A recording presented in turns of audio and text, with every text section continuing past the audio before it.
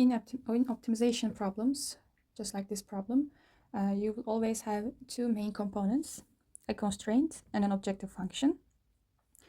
Usually you'll have more than one variable floating around. The constraint is the rule that limits these variables, and the objective function is the actual thing you are trying to optimize, like what you want to maximize or minimize. So in this problem, we are fitting a cone inside a sphere, and we want to find the largest possible cone. That means our goal is to maximize the volume of the cone. So our objective function is the volume formula for a cone, which is V is equal to 1 over 3 pi r squared times h, where r is the base, the radius of the base of our cone, and h is the height of our cone. Now let's write this in terms of the variables x and y given in our diagram. So the radius of the cone's base is x. So r squared becomes x squared, and the height of the cone h is the top piece y plus the bottom radius of the sphere, which is 3. So h is equal to y plus 3. This gives us our volume function, v of x and y, which is 1 over 3 times pi times x squared times y plus 3. But we have a problem here. This function has two variables. Like, to use the calculus techniques we learned in Math 101, we need it to be a function of a single variable. And this is exactly where our constraint comes in. Look at the right triangle here. This triangle. The sides are x and y, and the hypotenuse is the radius of the sphere, which is 3. So by the Pythagorean theorem, we get x squared plus y squared is equal to 3 squared, which is 9. So this is our restriction. Now let's use this constraint to get rid of one of our variables. The easiest path is here to isolate x squared. We will write x squared is equal to 9 minus y squared. Now let's plug in that back into our volume formula. Then this formula will be of a variable y, and which is equal to 1 over 3 pi times 9 minus y squared times y plus 3. Perfect. Like, now we have a function entirely in terms of y. And before we jump into derivatives, we must talk about the domain again. What values can y actually take? Like, looking at the sphere, y can go as low as the bottom h minus 3, so h will be equal to 0, and as high as the top of the h plus 3.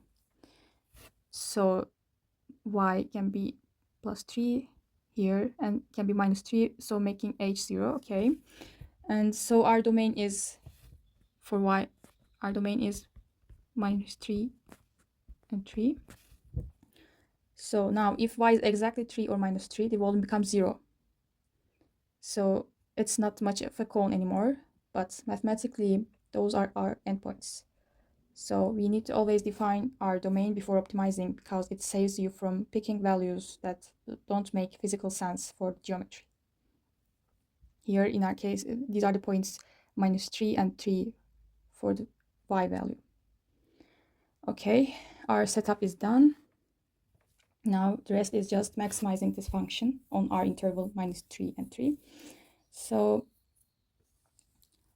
just now we need to take the derivative of our function v. Let's calculate it. Derivative of v is equal to, just leave the constant here.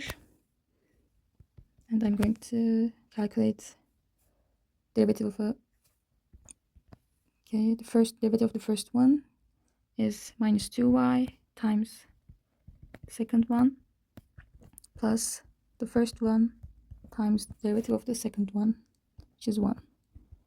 Okay. This one is equal to minus 2y squared minus 6y plus 9 minus y squared times, okay, these 3's are cancelling each other out. So this will be minus 2y plus 3. And we can write this as pi times 1k y plus 3 times 1 minus y. So we have two roots here. The first one is y is equal to minus 3, and the second one is y is equal to 1. So notice that minus 3 is an endpoint for our domain. So technically our only internal critical point is y is equal to 1. So, but is it a maximum or a minimum? Now we need to check it, and we have two ways to check this, and you can choose whichever method you find easier on the exam. And the first option is the first derivative test. Let's write it down here, option 1.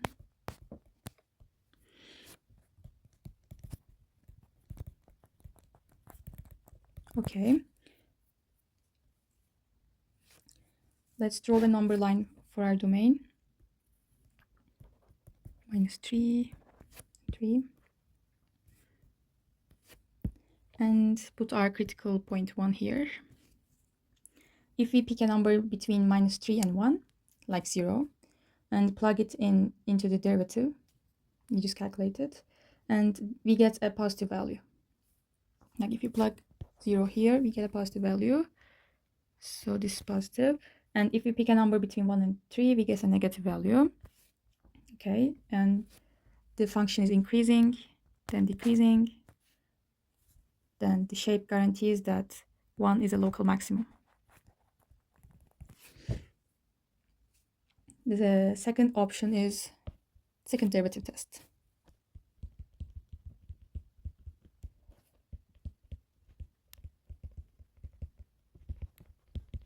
Okay, we will take the derivative of v prime, our first derivative, to get our second derivative.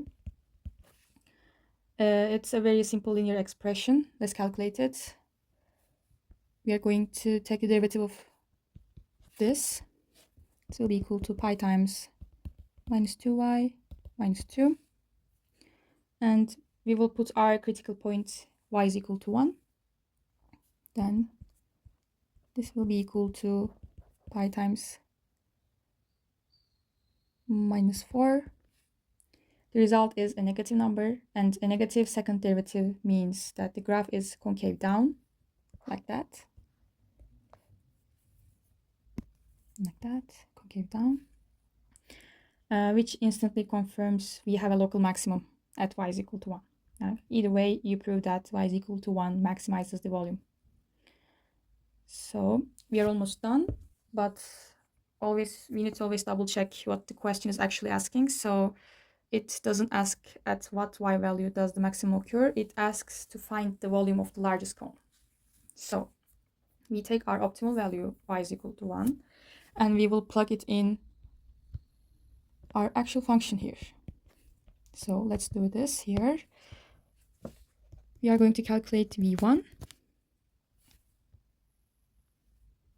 And this will turn 1 over 3 pi times 9 minus 1 and 1 plus 3, which is 8 and 4, 32 over 3 pi. Exactly. And we are done.